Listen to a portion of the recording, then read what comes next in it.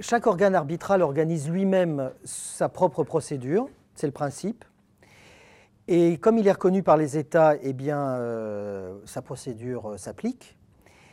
Et la plupart ont un jugement qu'ils appellent en appel. En réalité, c'est un rejugement, ben, c'est ça l'appel, hein, c'est le principe, c'est-à-dire on juge une deuxième fois avec des arbitres différents. Voilà. Si les parties sont d'accord pour ça. Ce qui ne change pas grand-chose parce qu'en fait, on change de tête, mais ce sont les mêmes avocats internationaux. Oui, c'est la même clique. Hein. Dans les avocats internationaux, il y a 15 cabinets d'avocats internationaux dans le monde. Il y en a 10 aux États-Unis, 5 dans l'Union européenne. Bon, c'est entre 1 000 et 3 000 euros de l'heure. Enfin, tout ça pour dire que ce n'est pas nécessairement... Et bah, ça c'est important de le savoir, mais surtout, ils appliquent l'accord. Le reste, ils ne l'appliquent pas.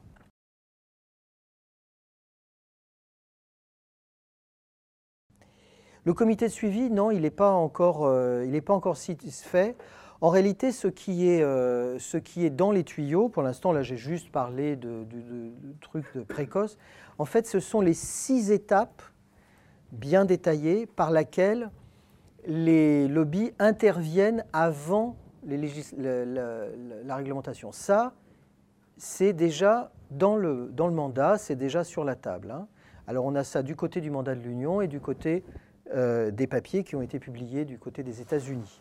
Le comité lui-même, non, n'est pas encore constitué. On a du temps, on a encore 2 ans.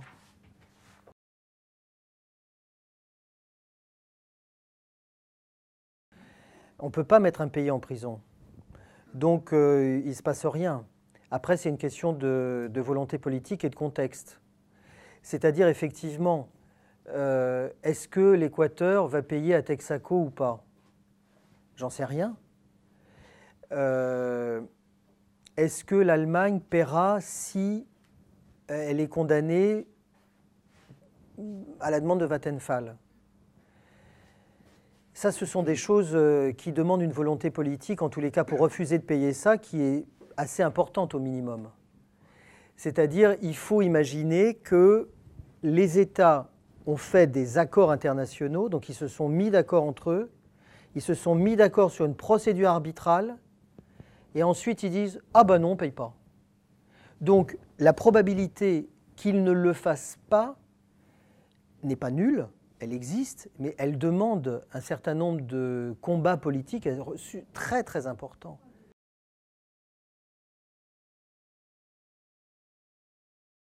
Sur les pays qui rechignent, l'Équateur a été condamné, à ma connaissance, n'a pas payé.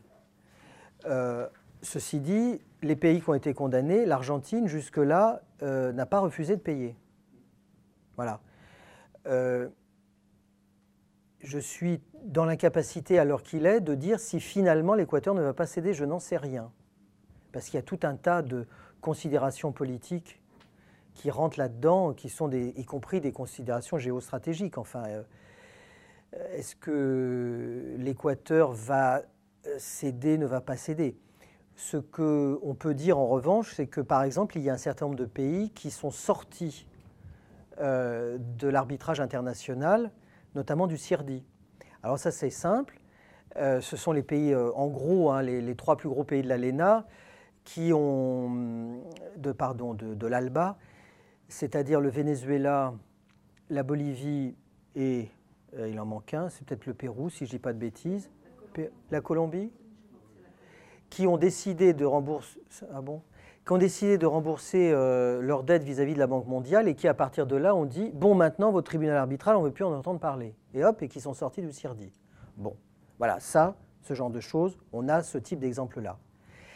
La volonté politique des États de ne pas céder à cela, dès lors qu'ils ne veulent pas céder, ils ne cèdent pas.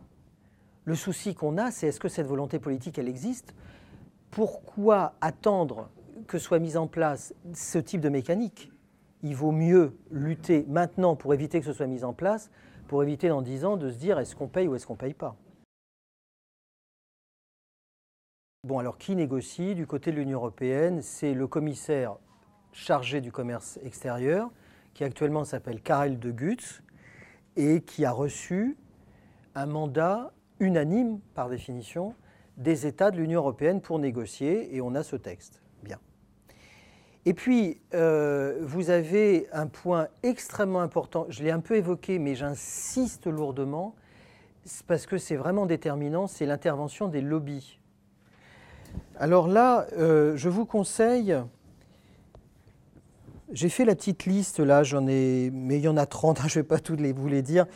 On a mis sur le site d'Attaque 2 documents qui sont un document du CEO, le Corporate European Observatory, qui est en français, on l'a traduit, et un autre document qui malheureusement est resté en anglais, qui montre à quel point les lobbies, notamment le Transatlantic Business Council, qui regroupe les entreprises des deux côtés de l'Atlantique, l'ESF, l'European Service Forum, qui regroupe les entreprises de services européennes de taille mondiale, Business Europe, la Chambre de commerce américaine, la Chambre de commerce internationale, Eurométaux.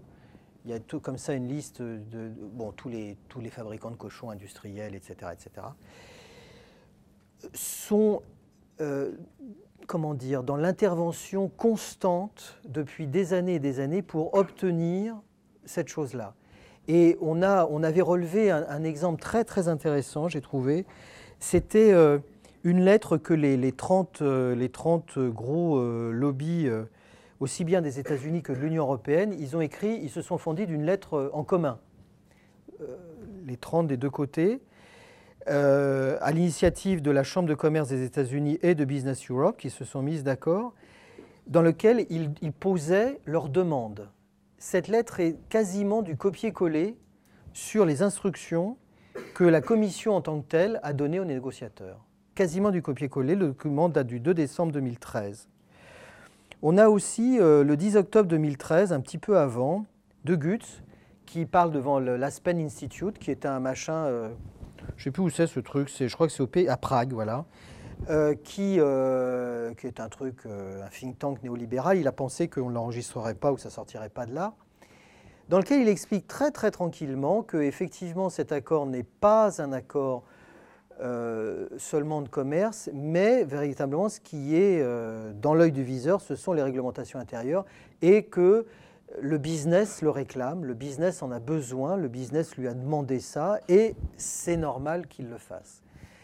Et ça, c'est véritablement quelque chose il faut qu'on commence à comprendre ça, nous, je veux dire citoyens et citoyennes, de ce côté-là de l'Atlantique, c'est qu'on sait que du côté des États-Unis, la décision publique est largement pénétrée par les lobbies industriels et financiers. On sait que la règle n'est que le reflet de la position du lobby le mieux représenté. On le sait, on a tous et toutes lu des centaines d'ouvrages là-dessus ou de films, etc. C'est très connu. Il faut qu'on commence à se faire à cette idée-là que c'est la même chose ici, que les lobbies véritablement sont à la commande dans cette affaire-là. Dans cette affaire-là comme dans beaucoup d'autres, mais en tous les cas dans cette affaire-là. C'est pas tellement caché. Si vous lisez le jargon anglais, enfin je veux dire l'anglais qu'on pratique dans ces cénacles, si vous avez un minimum de patience et si vous ne redoutez pas de lire 45 fois la même chose, vous pouvez aller sur chacun des sites de ces lobbies et vous verrez que très tranquillement, ils exposent leurs demandes. Et si vous croisez avec le mandat, vous êtes frappé par la similitude. D'ailleurs, il y a quelque chose qu'on avait remarqué également, c'est qu'en juillet 2013, lorsque les négociations ont démarré, d'un point de vue institutionnel, il y avait une obligation de la Commission de consulter la société civile. La Commission a instauré ce qu'on appelle le dialogue de la société civile. C'est très drôle, j'y suis allé une fois, mais j'y retournerai plus. Ça consiste à écouter le catéchisme du commissaire qui vient nous expliquer pourquoi on n'a rien compris, on est tous des nazes, et qu'il faut mener les politiques qu'il mène. Vous avez des questions, une question Eurométaux, une question des cochons industriels, c'est tout, merci, j'ai un avion. Voilà, ça c'est le dialogue de la société civile. Ceci dit, il y a eu 129 consultations avant le début des négociations, 118 ont été réservées aux membres des lobbies financiers industrielle. C'est vous dire l'ampleur du désastre.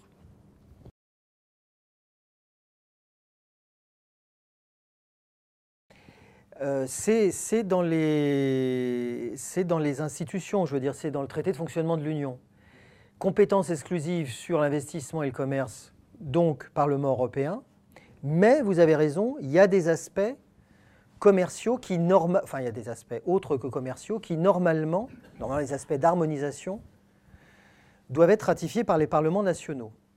Bon, alors on a remarqué une chose aussi, là sur la ratification sur l'accord Union européenne-Colombie-Pérou, la Commission a inventé la ratification prévisionnelle, l'application prévisionnelle, pardon, l'application prévisionnelle.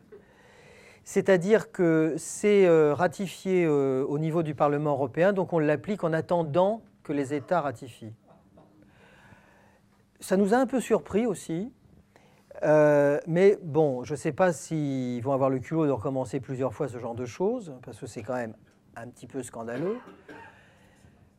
Maintenant, l'incertitude de savoir si ça passe... Normalement, ça devrait passer devant les parlements nationaux, auquel cas ça nous redonne une possibilité supplémentaire très importante. Et je pense notamment à ce grand pays qu'est la Belgique, qui a 5 parlements, c'est une merveille, 5 occasions de se manifester, c'est formidable ce pays. Bon, c'est vrai qu'il y a des opportunités comme ça à saisir, mais on n'est pas encore sûr.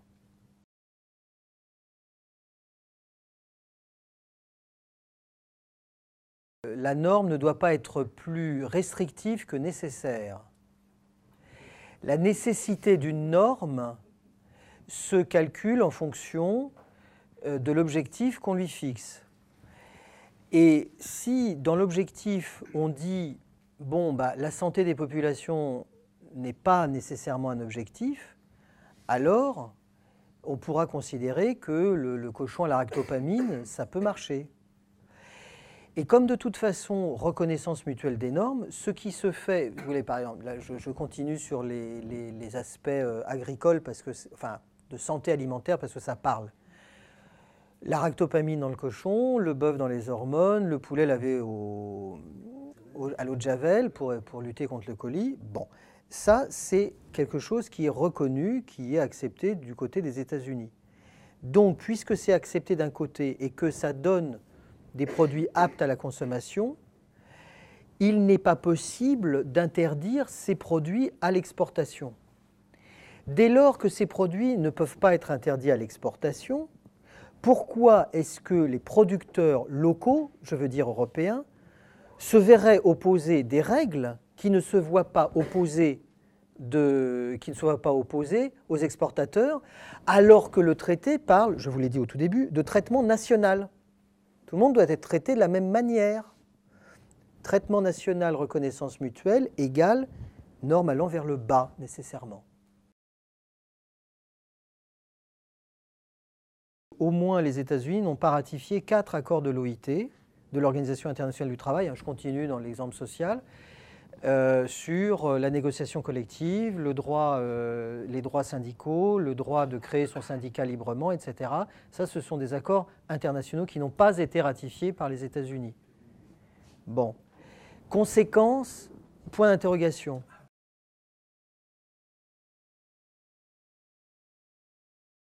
Probablement parce que le gouvernement a un petit peu de mémoire, le gouvernement actuel s'est souvenu que la grande mobilisation contre l'accord multilatéral sur l'investissement en 1998, qui prévoyait au moins le mécanisme investisseur-État, même s'il ne prévoyait pas le mécanisme de coopération réglementaire, avait été menée, entre autres, par les milieux culturels et qu'on avait vu un certain nombre de cinéastes, un peu connus notamment, qui s'étaient bougés sur la question et qui avaient dit « attention, on va avoir Hollywood qui débarque, etc. » Et c'est là où on avait commencé à parler de l'exception culturelle. Le gouvernement s'en est souvenu, à tel point d'ailleurs que, pour la petite histoire, le président français est intervenu au cours du Conseil des ministres. Ça, c'est la petite histoire, mais il a téléphoné au cours du Conseil des ministres pour dire veto s'il n'y a pas l'exception culturelle. Et ça a été effectivement un élément de langage, comme on dit maintenant. Tout de suite derrière, la Commission a dit oui, oui, il y a l'exception culturelle, mais de toute façon, nous nous réservons le droit de revenir en cours de négociation pour l'élargissement de notre mandat.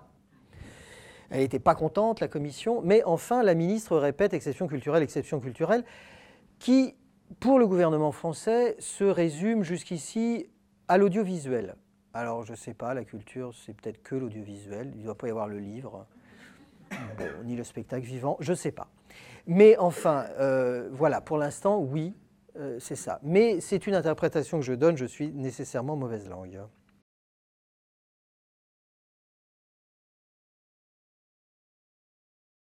Il y a un vieux débat aux États-Unis, depuis la création des États-Unis, sur les relations entre les États fédérés et l'État fédéral. Et y compris aux États-Unis, les États fédérés ont un certain nombre de compétences qu'ils n'ont pas envie de voir remettre en cause. Et notamment, il y a deux choses, enfin en fait c'est le même dispositif, autour du Buy American Act, qui permet, c'est une loi qui permet en gros, au niveau fédéral et au niveau local, qu'au niveau local soient prises des mesures pour protéger les marchés publics locaux. Et déjà, il y a des États fédérés qui ont dit on va continuer de protéger nos marchés publics locaux parce que aux États-Unis, le libre-échange, plus exactement les accords de commerce internationaux, c'est un sujet politique. On n'a pas encore réussi ça ici. Là-bas, c'est le cas, puisque ça fait 20 ans qu'ils ont l'ALENA. Et dans la campagne électorale, la dernière, y compris la campagne électorale présidentielle, c'était un sujet. Bon. Donc déjà, ils ont commencé à réagir en disant « ça, on n'y touchera pas ». On ne veut pas y toucher, et d'ailleurs, nous avons des compétences fédérées, etc. Vous faites ce que vous voulez au niveau fédéral, mais nous, au niveau fédéral, on va garder un certain nombre de compétences. Et ça, c'est ce qui est sur la table, et c'est pour ça que je vous disais tout à l'heure que les négociations ne vont pas se finir demain matin. Parce que, de l'autre côté, l'Union européenne a dit, répète, la ministre du Commerce extérieur nous le répète à chaque fois qu'on y va, enfin, on n'y va pas tout le temps non plus, mais enfin, on y est allé quelques fois. Elle nous dit, elle nous répète, l'Union européenne a des intérêts offensifs, les marchés publics locaux. C'est en centaines de milliards d'euros, vous voyez, c'est des choses considérables. Donc là, il y a un clash. Il y a effectivement un clash, et l'Union européenne veut absolument obtenir, puisque les lobbies le demandent, veut absolument obtenir la garantie que si ce texte se fait, il puisse ouvrir les marchés publics locaux. Vous voyez que ça lui sert de couteau comme pour ouvrir une huître. Vous voyez, pour l'instant, ils se sont fermés. Donc ça, ce débat, cette contradiction interne, ça va bloquer, on n'en sait rien. En tous les cas, on peut utiliser ça. Et nos copains qu'on a vus là, le mois dernier nous ont expliqué comment ils comptaient bien utiliser ce truc-là et comment déjà ils utilisent ce truc-là pour essayer d'obtenir que le Congrès ne puisse pas ratifier par oui ou par non, etc. Ils ont eux-mêmes leur propre stratégie, y compris institutionnelle, là-dessus.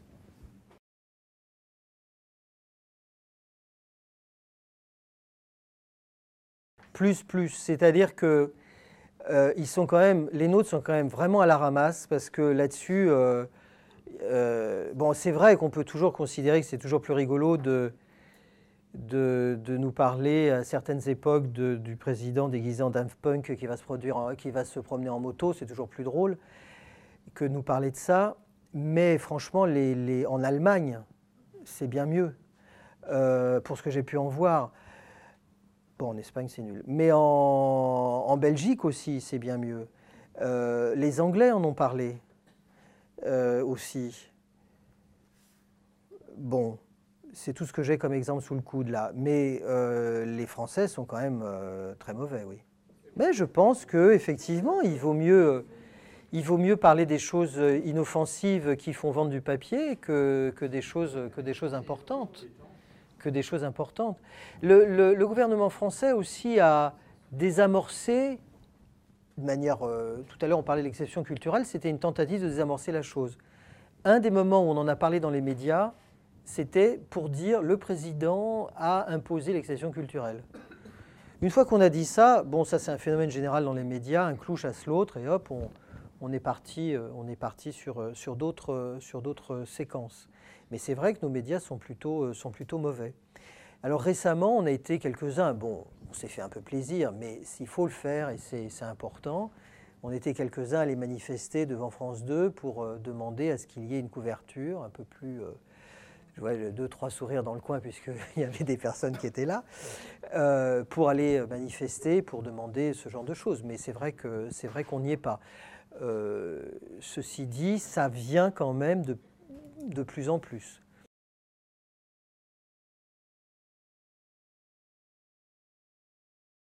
Ce qui s'est passé, c'est que concernant les subventions agricoles spécifiquement, les États-Unis et l'Union européenne se sont mises déjà d'accord dans le cadre de l'OMC pour faire une modification de la manière dont ils accordent les subventions. Et ça s'est traduit par ce qu'on appelle le découplage des subventions agricoles, c'est-à-dire le fait que la subvention n'est plus une subvention liée à la production, ce qui, dans le cas de l'OMC, fait partie des subventions interdites, les boîtes orange interdites, il y a des boîtes de différentes couleurs, mais liées à la terre elle-même. Et donc, l'Union européenne et les États-Unis se sont déjà mis d'accord là-dessus, dans le cadre de l'OMC. Donc, elles ne vont pas revenir, me semble-t-il, hein, c'est ce qui paraît logique, elles ne vont pas revenir sur ce genre de choses, puisque, au fond, elles sont à des niveaux de subvention équivalents, et que, voilà, bon.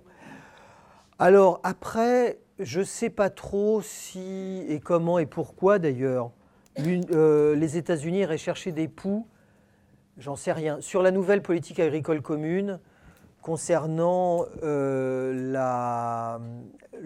enfin c'est un peu technique, mais le deuxième pilier, c'est-à-dire les types de subventions qui sont faites, qui sont renationalisées dans le cadre de la PAC et qui sont faites pour essayer de favoriser des circuits courts, les paysages, etc.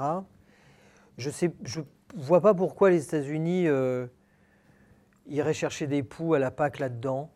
Je sais pas répondre, mais sur le gros truc, c'est-à-dire les subventions, les bonnes grosses subventions qu'ils donnent, ils sont dans les mêmes systèmes et ils vont accepter de ne pas s'embêter trop l'un vis-à-vis de l'autre.